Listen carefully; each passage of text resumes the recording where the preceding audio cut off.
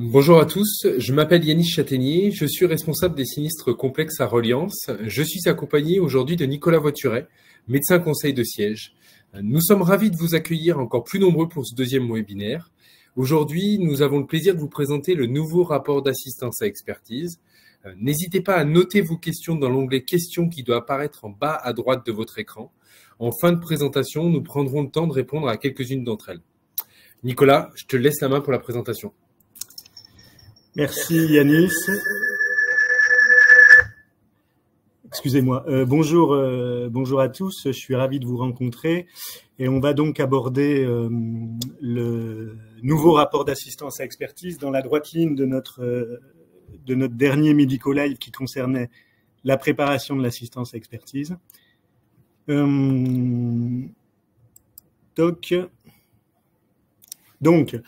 Le contexte du nouveau rapport d'assistance à expertise, des attentes clients qui se transforment, vous le savez, des enjeux victimes qui se modifient, toujours pareil, et un challenge par notre concurrence d'une part, d'autre part des attentes des gestionnaires et des médecins de siège sur les rapports d'assistance à expertise, et puis surtout, j'allais dire, des attentes du réseau, puisque on avait été à l'époque un des premiers à mettre en place un rapport d'assistance à expertise dématérialisé qui avait fait l'objet de plusieurs critiques, notamment de mes confrères d'autres sièges. Et lorsque nous l'avons sorti, nous avons pris note des remarques que vous nous aviez faites. Et c'est dans ce cadre qu'est née la V1 d'une part, la V2 d'autre part, avec aujourd'hui un nouveau rapport d'assistance expertise qui a été repensé, qui, comme on l'avait indiqué, on s'était engagé, il est entièrement en format Word, à mon avis plus convivial et plus intuitif, plus facile à prendre en main, et avec cette fois, je ne sais pas si vous avez en tête le dernier, mais il est complètement exhaustif puisqu'on peut rajouter autant de texte et de caractères qu'on souhaite, avec toutes les fonctions Word, souligner, mettre en gras, mettre en italique, etc. Donc, nouvelle fonctionnalité axée sur la fonction Word, et puis d'emblée une V3 en gestation. Alors, comment on a fait pour aboutir à ce nouveau rapport d'assistance ? On l'a soumis à on avait fait une base de test qu'on a soumis à environ 20 bêta-testeurs de notre réseau qui nous ont fait toutes les remarques au fil de l'utilisation qui a duré à peu près la phase test un an. Aujourd'hui, on va parler d'une part du nouveau rapport d'assistance à expertise avec les modalités de remplissage. Je vous ferai voir deux, trois points précis. La présentation des principales pages pour que vous ayez un visuel. Et puis, s'accompagne en parallèle de ce nouveau rapport à assistance un nouvel onglet Presto, puisqu'il y aura une nouvelle fonction Presto. On va faire un peu de data à partir de cette fonction où il y aura 9 grandes questions à répondre très rapidement par clic et vous aurez droit à une petite démo de ce nouvel onglet Presto.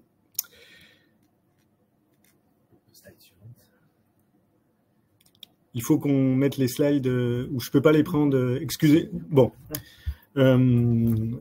Nouveau modèle de rapport d'assistance expertise. Excusez-nous pour ce petit... bon. Vous aurez sur la première de couve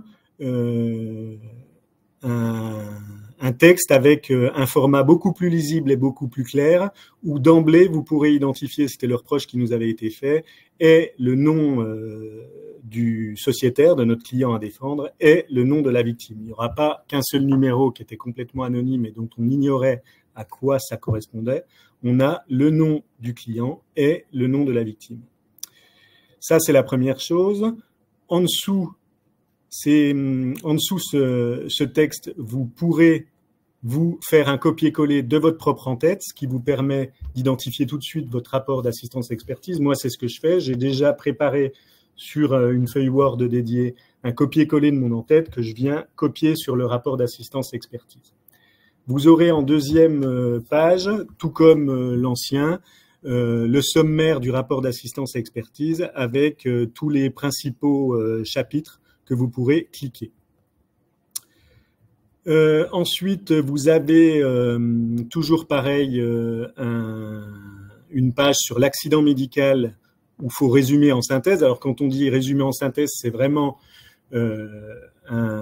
quelques mots très synthétiques de la problématique médico-légale, comme peuvent l'être retard de prise en charge d'un AVC ischémique, infection supposée nosocomiale sur une prothèse totale de genou. Ces quelques phrases nous suffisent à identifier la problématique. En fait, c'est pour le lecteur, qui soit gestionnaire ou médecin conseil, pour qu'on sache sur quel genre de dossier on part. Ensuite, vous aurez la préparation de l'expertise, alors qui doit être tracée dans le rapport. Comme on l'avait dit au dernier Medico Live, on attire une attention particulière sur cette traçabilité, puisque ça fait partie de nos objectifs de notre relation avec la clientèle, c'est-à-dire qu'on s'engage à préparer l'expertise. On vous conseille, à réception de la mission, de vous faire connaître auprès du sociétaire par un mail, sans entrer vraiment dans le vif du sujet et des axes à débattre, puisque vous avez la mission bien en amont. Et après, dans la semaine ou les 15 jours qui précèdent l'assistance, de rappeler le sociétaire pour mettre au point la stratégie de défense et les axes de défense. Donc tout cela, vous l'aurez dans l'item préparation de l'expertise. Ensuite, vous avez, rien ne change de ce côté-là, la date et les lieux de l'expertise avec les experts. Pour chaque page, vous avez des cases pré-remplies que vous pourrez copier-coller. Par exemple, si vous avez 3 experts, vous faites un copier-coller des 3 cases de l'expert et vous en rajoutez un en dessous. Et vous pouvez le faire pareil pour les victimes et pour les parties mises en cause. Donc, c'est vraiment quelque chose d'intuitif et renouvelable dans tous les. La procédure est la même dans toutes les pages. Quelques autres points sur les conseils avocats et médecins qui sont présents pour la victime et pour les parties mises en cause. Les commémoratifs, cette fois, on a enlevé toutes les cases qu'il y avait dans l'ancien rapport d'assistance, qui était très pénible à remplir et qui ne permettait pas de remettre une case entre deux si toutefois on avait besoin. Là, vous avez un champ libre des commémoratifs que vous pourrez agrandir ou raccourcir selon vos souhaits. Il n'y a pas de limite et vous avez tout un texte qui peut être écrit par vos soins. On vous rappelle qu'on a besoin des principales dates clés des commémoratifs, avec la date de l'intervention chirurgicale qui fait l'objet du sinistre, la date de retour à domicile, etc. Les étapes clés de l'historique médico-légal. Pourquoi ? Parce qu'on considère que les commémoratifs sont refaits de façon complète dans le rapport de l'expert. Le plus souvent, c'est complet. Voilà pour ce qui est des commémoratifs, où on a entendu parfaitement toutes les critiques de l'ancien rapport d'assistance. On a mis une case champ libre.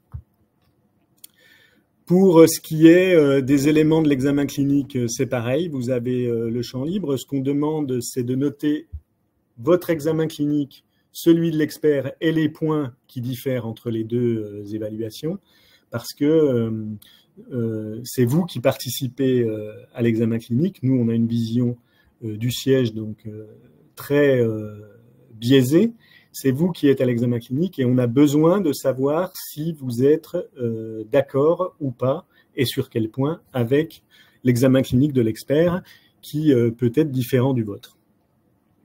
Toujours pareil, on a mis une case avis personnel et concernant la globalité de l'expertise, ainsi que votre avis personnel sur la position de l'expert, où c'est des cases à cocher, oui, non, l'expert ne s'est pas suffisamment prononcé pour que vous puissiez donner votre avis, et toujours, sur tous les grands items, vous aurez la possibilité de mettre vos commentaires perso. On vous y invite fortement, puisque c'est quand même vous qui êtes les garants de la bonne assistance, et on a besoin de savoir sur quel point vous êtes d'accord ou sur quel point vous n'êtes pas d'accord. Voilà pour ce qui est du nouveau rapport d'assistance expertise. Vous verrez qu'il est relativement intuitif et qu'il est beaucoup plus malléable du fait de la fonction Word que l'ancien. Je vous rassure, je vous l'ai dit en introduction, nous pensons et nous commençons déjà à travailler sur la V3. Le nouveau rapport d'assistance expertise sera disponible dès le 3 juillet prochain. Yanis, tu me confirmes? Oui, 3 juillet. Et en parallèle, vous aurez, puisque ça sera déployé de façon identique le même jour, une évolution dans Presto, puisque vous aurez un nouveau onglet dans Presto qui sera envoyé le RAE, dans lequel vous pourrez, une fois cet onglet-là cliqué, sélectionner sur votre bureau votre rapport d'assistance expertise que vous aurez mis en PDF au préalable et qui sera directement implémenté dans l'outil Presto. Donc, nouvelle fonction par un nouvel onglet très simple, et à l'ouverture de ce nouvel onglet, vous aurez quelques données récapitulatives à remplir qui sont très rapides puisque c'est du cochage que vous avez à l'écran. Je vous propose de faire une démo. Magnéto, Yanis?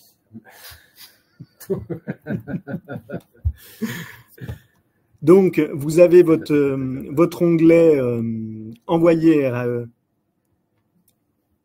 Ça s'affiche. Que vous sélectionnez. Attention, il y a plein de trucs. Toi, ça... Normalement, ça s'affiche. Regarde, ça y va. Tu veux que je relance la vidéo? Ouais. On la relance, excusez-moi, mais moi, je ne l'ai pas en... Normalement, tu dois l'avoir. Sur l'écran. Sur l'écran du live stream. Ok. Excusez-moi pour le contretemps. On la relance. Donc, vous sélectionnez dans votre le RAE et vous cochez sur manquement, aléa, oui, non, infection nosocomiale, oui, non, etc. Lorsque vous cochez consolider, on vous demande le DFP, imputable et global. Et lorsque vous cochez perte de chance, on vous demande le taux. Donc, ensuite, travailleur salarié, oui, non. Vous voyez que vous avez juste 9 questions et que le remplissage fait en tout 15 secondes. Donc, pas de perte de temps et quelque chose de très intuitif. C'était pour le RAE et la nouvelle disposition Presto que vous aurez le 3 juillet. Les principaux messages à retenir, c'est naturellement, comme je l'avais dit au préalable et comme nous sommes très vigilants dessus, la traçabilité de la préparation. Un rapport d'assistance à expertise dont le fond est destiné à l'assurer avant tout, parce que c'est le client qu'on assure et c'est le client qu'on défend. Il peut y avoir des problématiques médico-légales qui concernent un accident global ou la clinique ou un autre professionnel de santé au cours du même accident. Dans ce cas-là, vous le notez dans les commentaires, mais ce que nous, on trace dans le rapport d'assistance à expertise, est-ce qu'il y a eu un manquement, est-ce que l'expert a relevé un manquement, ce qui doit nous guider, c'est ce qui concerne l'assuré avant tout. Ce qui concerne l'accident global, vous le mettez en commentaire. Avec également, l'autre chose à retenir, c'est votre avis personnel qui nous est cher pour toutes les raisons que je vous ai indiquées au préalable, et concerne la responsabilité médicale d'une part, donc le raisonnement sur l'ARC, mais aussi le raisonnement sur l'éval du prêche pour que nous, on puisse provisionner au plus près. La dernière chose à retenir, c'est que la date du déploiement du RAE et de Presto, tout cela sont prévus le 3 juillet 2024, dans 15 jours. Voilà, je vous remercie. Est-ce que vous avez des questions? Alors, oui, il y a des questions, Nicolas. Garde ton micro ouvert. Je reprends depuis le début. Que veut dire exactement accueil de l'expertise? Alors, l'accueil de l'expertise,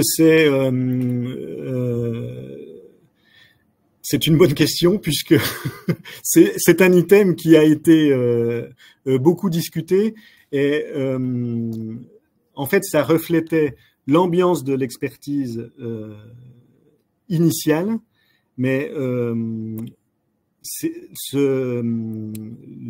comment vous dire, quand j'ai fait le PowerPoint, j'avais les anciens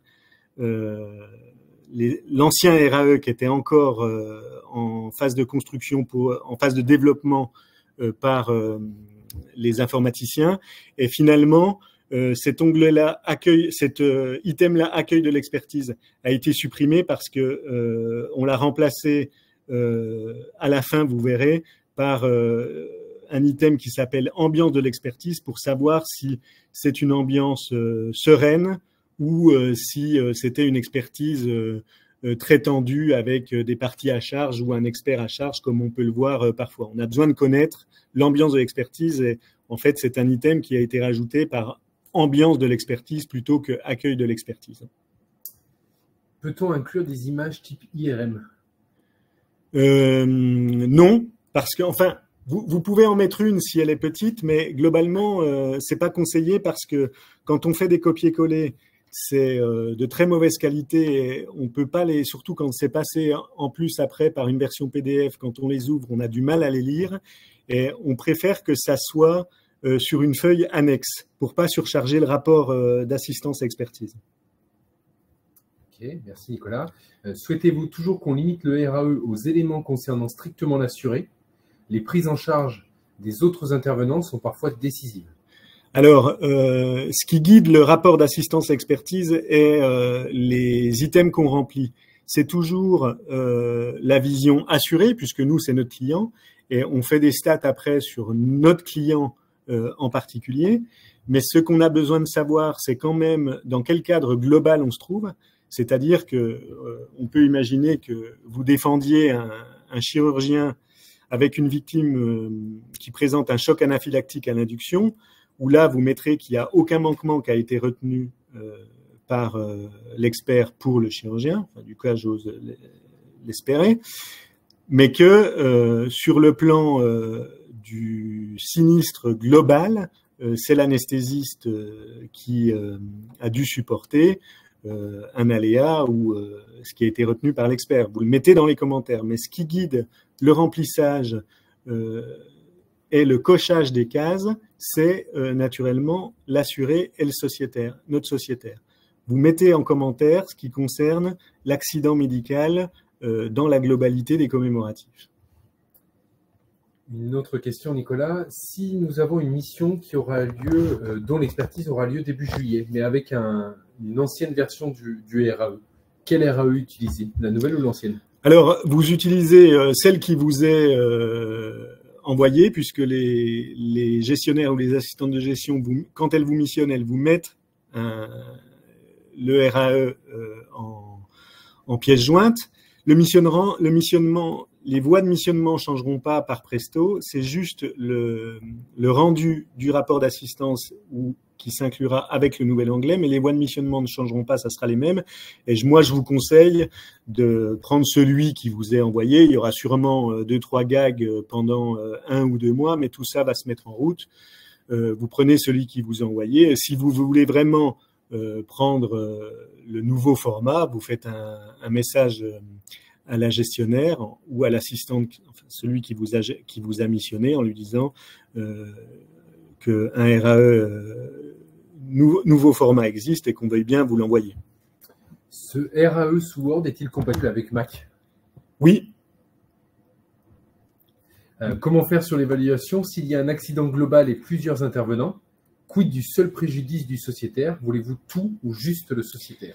Alors, pour le remplissage et les cases à la fin de gestion des risques, on veut juste le sociétaire. Et dans ce qui guide, par exemple, dans le corps du rapport, il y a l'expert s'est-il prononcé sur un manquement? Si oui, lequel? Ces items-là, avec des cases pré-remplies, c'est le sociétaire. Et idéalement, ce qu'il faut les choses sur lesquelles on vous demande de nous informer, c'est la vision globale de l'accident médical qui concerne une autre partie mise en cause, comme un établissement ou un autre professionnel de santé. Ça, vous le mettez dans les commentaires à côté parce qu'on a aussi besoin de cette information. Comment sont prises en compte les remarques sur les défaillances structurelles d'un établissement? Sur le risque management, les alertes GDR. Elles sont prises en compte à deux niveaux. D'une part, par le département sinistre, où nous, on peut être amené à les intégrer dans une stratégie de défense pour notre client. Et d'autre part, elles sont prises en compte parce que nos équipes les font remonter de toute façon à l'équipe de management des risques, où vous savez que lorsqu'on souscrit un nouvel établissement ou lorsqu'on le renouvelle, on fait ce qu'on appelle des visites de risque, c'est-à-dire qu'on a des professionnels, des risk managers qui vont dans les établissements, qui font des visites de risque un petit peu comme le font l'HAS lors des certifications, mais avec une grille de lecture qui est assurantielle, qui est la nôtre, et pas celle de l'HAS, qui est très technocratique. Nous, on a quelque chose de très intuitif et très axé sinistre, et on peut être amené à aller dans des établissements avec cette connaissance de sinistres qui ont posé problème sur ce que vous dites, des risques structurels concernant les établissements.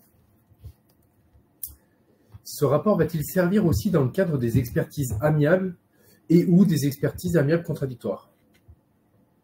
Alors, ça dépend. Ça dépend parce que souvent, quand on décide de faire une expertise amiable, c'est tout de suite à la déclaration. Dans quelques configurations qui restent rares mais qui ne sont pas les plus fréquentes, on peut les faire après des opérations d'expertise où on revient à l'amiable. Dans ce cas-là, on va fournir aux professionnels de santé qui va faire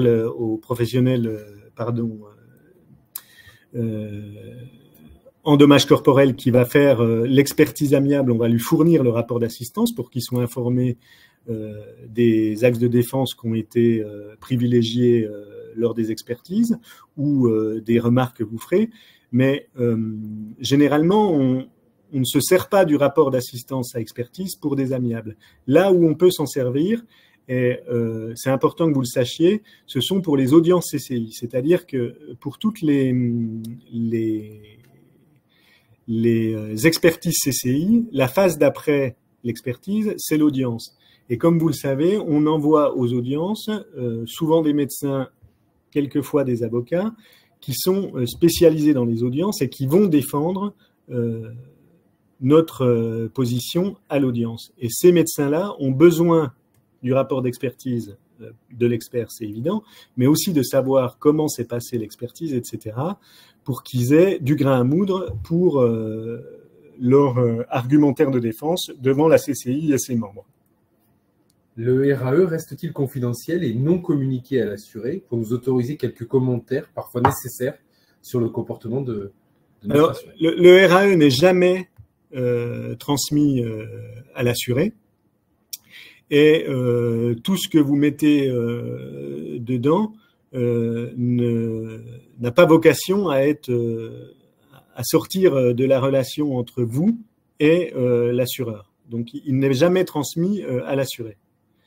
Après, je vous mets en garde, je vous dis ça à l'instant T, mais vous savez très bien qu'avec la loi RGPD et l'évolution de cette loi, ce qui est dit aujourd'hui peut être faux demain ou dans 2 ans. Et je vous invite à être assez descriptif dans des commentaires qui pourraient paraître personnels, et à privilégier l'oral avec les médecins de siège si toutefois il fallait faire une remarque qui puisse vous mettre en difficulté. C'est beaucoup plus simple si vous me le dites à l'oral au téléphone et moi j'essaie de le retranscrire dans un coin du dossier à la sauce assureur, plutôt que si vous vous mettez en difficulté en devant écrire des choses qui pourraient vous être reprochées plus tard. Une difficulté aussi, comment pallier aux importantes difficultés à joindre les médecins concernés par les expertises? Comment dire, par répétition et en fait, vous l'avez tous remarqué, ce qui pose jamais de problème, ce sont les professionnels de santé libéraux, où parfois ils vous appellent avant même que vous ayez été missionné parce qu'ils ont eu l'info avant. Et qu'on est tous au courant, puisque nous-mêmes on le subit aussi, c'est des difficultés de rentrer en contact avec les praticiens hospitaliers, parce que parfois on ne sait même pas qui ou comment appeler. Je pense qu'il faut faire preuve de pugnacité et essayer, alors je ne peux pas vous dire de rappeler X fois, mais essayer de se donner les moyens ou d'appeler le service ou le secrétariat plusieurs fois, à plusieurs horaires. À l'impossible, nul n'est tenu. Si vous pouvez pas, vous pouvez pas. Mais parfois, les gens n'appellent pas avant même d'avoir essayé. C'est-à-dire que quand c'est un établissement public, certains confrères n'essaient même pas de joindre les praticiens, alors que force est de constater que certains restent dans l'attente de ce coup de fil, et peut-être que vous ne le voyez pas, mais parfois nous on peut avoir ou des échanges par mail ou par téléphone après ou pendant cette phase-là avec les praticiens qui nous font part de leurs observations. Donc il faut quand même au moins essayer de joindre les praticiens concernés par le biais du chef de service, et vous le notez. Si vous n'avez pas pu, vous mettez qu'à 2 reprises vous avez essayé de joindre tel numéro, qu'on vous a dit que le docteur X allait vous rappeler et qu'il ne vous a jamais rappelé, c'est tout. Nicolas, peut-être une dernière question. Il reste le problème de l'absence des pièces au-delà de la prise en charge dans l'établissement assuré, préjudiciable à la bonne évaluation du dossier. Comment cela peut-il être résolu? L'absence de pièces après les... L'absence des pièces au-delà de la prise en charge dans l'établissement assuré. Alors ça, c'est inhérent à n'importe quelle configuration d'expertise, c'est-à-dire qu'on peut toujours arriver le jour de l'expertise et l'expert a plus de pièces que vous parce qu'il les a reçues par les parties. Vous n'avez pas été soumis au contradictoire et vous en prenez connaissance le jour de l'expertise. On fait avec, malheureusement, mais c'est le lot quotidien de chaque médecin qui se déplace en expertise. À partir du moment où l'expert là et qu'elles sont communiquées le jour de l'expertise, on considère que c'est contradictoire et malheureusement, on n'en a pas pris connaissance avant. On aurait aimé en prendre connaissance avant. On peut le soulever auprès de l'expert le jour J, mais c'est tout ce qu'on peut faire. Je ne sais pas si ça répond à la question ou si elle concernait quelque chose de plus large ou d'autres modalités de transmission des pièces, mais enfin, en tout cas, voilà. Je vois aussi également d'autres remarques sur la transmission du dossier médical qui est parfois insuffisante ou pas adaptée ou ne faite que de façon parcellaire. Sachez en tout cas qu'on travaille dessus. Nous serons en mesure, à mon avis, de pouvoir vous apporter des réponses concrètes et opérationnelles d'ici à la rentrée, à la fin du mois de septembre, puisque c'est un sujet qu'on a pris à bras-le-corps, sur lequel on planche tous. J'espère que d'ici à la fin du mois de septembre, nous pourrons vous apporter ces éléments-là. Merci Nicolas pour... Yanis, parce que c'est important, parce qu'on nous le reproche souvent. aux médecins Reliance, parce qu'on est challengé par la concurrence avec MACSF ou Branchet qui communiquent en plus dessus, c'est que souvent, Reliance, les experts le regrettent et ne manquent pas de le pointer, et les parties adverses aussi, de ne pas communiquer les pièces. Mais c'est pas tout à fait ça. C'est-à-dire que nous avons une position qui est parfaitement légale, qui a été prise par le département juridique et qui a fait l'objet de critiques, mais c'est parfaitement légal, qui veut que c'est le sociétaire qui transmette les pièces.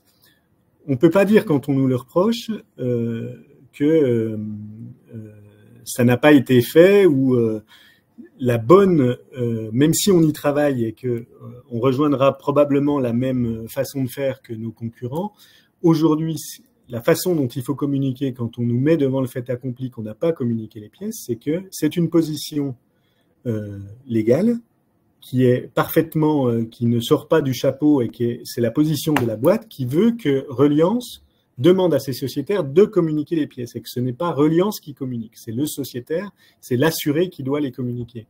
Et ça reste une disposition tout à fait légale, donc il faut bien le préciser dans ce sens-là, surtout aux avocats qui nous en font le reproche, pour ne pas que le débat soit alimenté et qu'on pense que ce sont des positions ou personnelles ou qui ne seraient pas légales. Voilà. Donc, des travaux sont menés aujourd'hui avec nos clients, alors qu'ils soient établissements publics, établissements privés ou pro de santé, pour avoir un meilleur accès au dossier médical et à son entièreté. Merci Nicolas pour cette présentation, pour tes réponses aux questions. Merci à tous pour votre participation, pour vos questions et pour vos remarques qu'on prendra en compte. Vous allez très prochainement recevoir un questionnaire de satisfaction dans lequel vous pourrez notamment indiquer un ou plusieurs sujets que vous souhaitez être abordés lors du prochain webinaire.